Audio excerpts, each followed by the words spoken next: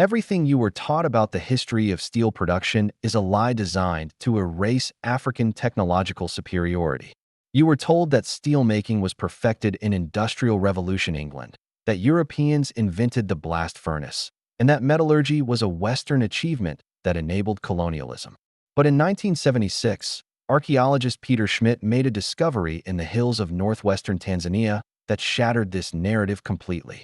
He found furnaces producing carbon steel using forced air systems and preheating techniques that would not be invented in Europe until the 19th century. These were not primitive forges. These were sophisticated industrial facilities achieving temperatures exceeding 1,800 degrees Celsius and producing steel with carbon content so precisely controlled that it matched modern medium carbon steel specifications. The radiocarbon dates were undeniable. These furnaces were operating 2,000 years ago, while Europe was still in the Iron Age struggling to produce brittle, low-quality iron. African metallurgists had already mastered steel.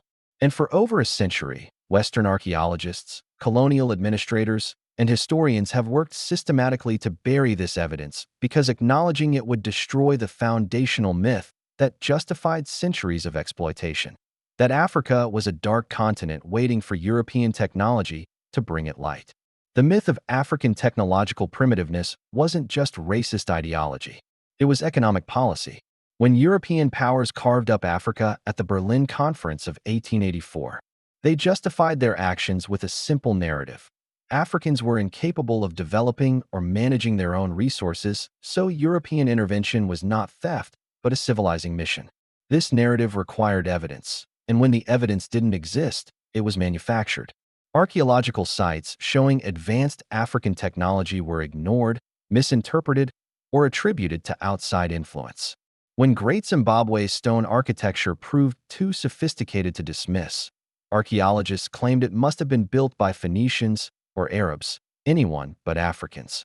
When the Benin bronzes demonstrated artistic and technical mastery rivaling European metalwork, they were looted and hidden in museum basements rather than displayed as evidence of African achievement. The pattern was consistent. Find evidence of African innovation, then bury it. The stakes were enormous because metallurgy was the foundation of industrial power. The nation that could produce superior steel could build superior weapons, railways, bridges, and machinery. Control of steel production meant control of military and economic dominance. So when evidence emerged that African metallurgists had been producing high-carbon steel using sophisticated furnace designs 2 millennia before Europe, it threatened the entire ideological foundation of colonialism. It meant that the technological gap between Africa and Europe wasn't evidence of inherent African inferiority, but evidence of European suppression of African industrial development. It meant that Africa had not needed to be colonized to access advanced technology, because Africa had already developed that technology independently and, in many cases, earlier and better than Europe. And most dangerously, it meant that the massive extraction of African resources during the colonial period, justified as payment for bringing civilization and technology to a backward continent, was revealed as pure theft. The steel furnaces of Tanzania weren't just archaeological curiosities. They were evidence of a crime. And crimes require cover-ups. Peter Schmidt didn't set out to overturn the history of metallurgy. He was a young archaeologist conducting fieldwork in the Buhaya region of northwestern Tanzania, studying iron production among local communities. The Buhaya people had a centuries-old tradition of iron smelting, and Schmidt initially assumed he was documenting the remnants of a relatively simple pre-industrial craft. When local elders started sharing stories about the ancient furnace designs from their ancestors, Schmidt was blown away. The tech they described was way more advanced than anything he ever imagined. The elders spoke of furnaces that used tall tuyères, ceramic pipes that delivered preheated air into the smelting chamber. They described specific ratios of charcoal to iron or careful temperature control, and a process that produced exceptionally strong steel rather than just iron. Schmidt was skeptical. Preheating air before injecting it into a furnace was a technique developed in Europe during the Industrial Revolution to achieve the high temperatures necessary for steel production. It shouldn't exist in a pre-colonial African context. But Schmidt was a good scientist. Instead of dismissing the testimony, he decided to test it. Working with the Buhaya communities and a team that included metallurgist Donald Avery and physicist Peter Schmidt organized an experimental archaeology project. They would reconstruct the ancient furnaces exactly as the elders described and attempt to smelt iron using traditional methods. If the elders' descriptions were accurate, the experiment would succeed. If they were exaggerated or mistaken, it would fail. The results were extraordinary. The reconstructed furnaces, built from clay and equipped with the described Tuyere system, achieved internal temperatures exceeding 1,800 degrees Celsius when operated as the elders instructed. The air passing through the long ceramic tuyeres was preheated by the furnace's own radiant heat before entering the smelting chamber, creating a positive feedback loop that sustained extremely high temperatures with remarkable fuel efficiency. The iron ore was reduced to metallic iron and then carboized, absorbing carbon from the charcoal to produce steel with a carbon content between 0.3 and 0.5%, precisely the range for medium carbon steel used in tools and weapons. The steel produced in these reconstructed furnaces was tested and found to be equivalent in quality to modern medium carbon steel. Schmidt then turned to archaeological excavation to determine how old these furnaces actually were. He located ancient furnace sites in the Buhaya region and began careful stratigraphic excavation, collecting charcoal samples for radiocarbon dating. The dates came back consistently. The furnaces had been operating between 1,500 and 2,000 years ago, during the early centuries of the Common Era. This placed African steel production firmly in what Europeans call their Iron Age, a period when European metallurgy was producing relatively low-quality iron using simple bloomery furnaces that could not achieve the temperatures necessary for true steel production. The implications were staggering. While Roman blacksmiths were struggling to produce wrought iron that required extensive forging to improve its properties, African metallurgists in Tanzania were operating sophisticated industrial furnaces producing high-carbon steel in single smelting operations. The technological gap wasn't just closed. It was reversed. Africa was ahead. Schmidt published his findings in peer-reviewed journals including Science and the Journal of Archaeological Science. The evidence was rigorous, the methodology was sound, and the conclusions were unavoidable. Yet the response from the broader archaeological community was muted at best and hostile at worst. Some scholars simply ignored the findings, declining to cite them or incorporate them into textbooks and historical narratives. Others questioned the dating, suggesting contamination or error despite the multiple consistent radiocarbon dates from different furnace sites. Still others argued that even if the dates were accurate, the technology must have been introduced from outside Africa, perhaps through trade contacts with the Middle East or India, rather than developed independently. This last objection was particularly telling because it revealed the underlying assumption. Africans could not have invented sophisticated technology on their own, so any evidence of such technology must be explained through external influence. But the external influence theory collapsed under scrutiny. The Buhaya furnace design was unique.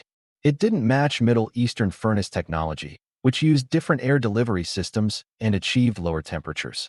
It didn't match Indian crucible steel production, which used an entirely different process involving sealed clay crucibles rather than forced air furnaces. And most importantly, there was no archaeological evidence of trade goods or cultural exchange that would indicate technology transfer from these regions to East Africa during the relevant time period. The technology was indigenous. It had been developed locally, refined over generations, and operated successfully for centuries before eventually being abandoned during the colonial period when imported European steel flooded African markets and made local production economically unviable. The erasure of this achievement from historical narratives wasn't due to lack of evidence. It was due to unwillingness to accept the evidence's implications. The suppression became even more systematic when Schmidt's work began to attract attention beyond academic circles. In the 1980s and 1990s, as Afrocentric scholars began citing the Buhaya furnaces as evidence of African technological sophistication, mainstream historians doubled down on dismissal. Textbooks on the history of technology continued to present steelmaking as a European achievement, with at best a brief mention of Indian wood steel as a non-European parallel. African steel production was omitted entirely. Museum exhibitions on the history of metallurgy showcased European blast furnaces and Asian crucible techniques, while ignoring African innovations. Educational curricula in both Western and African schools taught the Industrial Revolution as the dawn of modern steel production, erasing 2 millennia of African metallurgical achievement. And perhaps most insidiously, economic development programs in post-colonial Africa were designed on the assumption that Africans needed to be taught modern industrial techniques by Western experts, as if there was no indigenous technological tradition to build upon. The erasure was not just historical. It was ongoing, shaping contemporary policy and perpetuating technological dependency. The archaeological evidence for advanced African metallurgy extends far beyond the Buhaya furnaces. Excavations across sub-Saharan Africa have revealed sophisticated iron-working traditions dating back over 2,000 years, often showing technological innovations that parallel or predate similar developments in Europe and Asia. In the Nok culture of Nigeria, iron smelting was practiced as early as 500 BCE. In the Great Lakes region of Central Africa, large-scale iron production created industrial landscapes with hundreds of furnace sites. In West Africa, the Jin-Jino civilization was producing iron tools and weapons by 250 BCE. These were not isolated developments. They represented a continent-wide technological revolution that occurred independently of developments elsewhere in the world. The metallurgical analysis provides even stronger proof. When modern materials scientists examine ancient African steel artifacts using electron microscopy and spectroscopic analysis, they find evidence of sophisticated alloying, controlled carbon content, and even intentional pattern welding techniques for creating composite blades with hard edges and tough cores. These techniques require deep understanding of materials science, the ability to control temperature and atmosphere precisely, and generations of accumulated knowledge refined through trial and error. You do not achieve this level of sophistication by accident or by copying techniques from outside. You achieve it through indigenous innovation and systematic technological development. The chemical signatures in the slag, the waste material left over from smelting, tell the same story. African iron slag shows evidence of fluxing agents, materials added to help separate impurities from the metal, and temperature control strategies that maximize yield and minimize waste. These are the hallmarks of mature industrial technology. The comparative analysis with European metallurgy is devastating to the standard narrative. European bloomery furnaces, the dominant technology in Europe until the late medieval period, operated at temperatures around 1,200 degrees Celsius, hot enough to reduce iron but not hot enough to melt iron completely. The result was a spongy mass called a bloom that required extensive hammering to consolidate and remove impurities. The process was labor-intensive, produced relatively small quantities of iron, and could not consistently produce steel. European metallurgists did not develop forced air blast furnaces capable of reaching temperatures above 1,500 degrees Celsius until the 14th century, and even then, the technology was unreliable and produced inconsistent results. It was not until the introduction of the Bessemer process in the mid-19th century that European steel production became truly efficient and consistent. Yet African metallurgists in Tanzania had solved these problems 2,000 years earlier using natural draft and strategic furnace design to achieve equivalent or superior results. The clinching evidence comes from experimental archaeology. Multiple teams have now replicated ancient African furnace designs and confirmed that they work exactly as described. In 1991, metallurgist Paul Craddock conducted experiments with Tanzanian furnaces and verified Schmidt's findings. In 2004, archaeologist Shedrack Chiricure demonstrated similar advanced metallurgy in southern Africa. In 2010, materials scientist Thilo Rewritten published analysis showing that African copper smelting in the first millennium CE achieved temperatures and yields comparable to modern industrial processes. The evidence is overwhelming, reproducible, and scientifically rigorous. Ancient African metallurgy was not primitive. It was world-class. And the only reason this is not common knowledge is because acknowledging it would require rewriting the entire narrative of technological progress that positions Europe as the innovator and Africa as the imitator.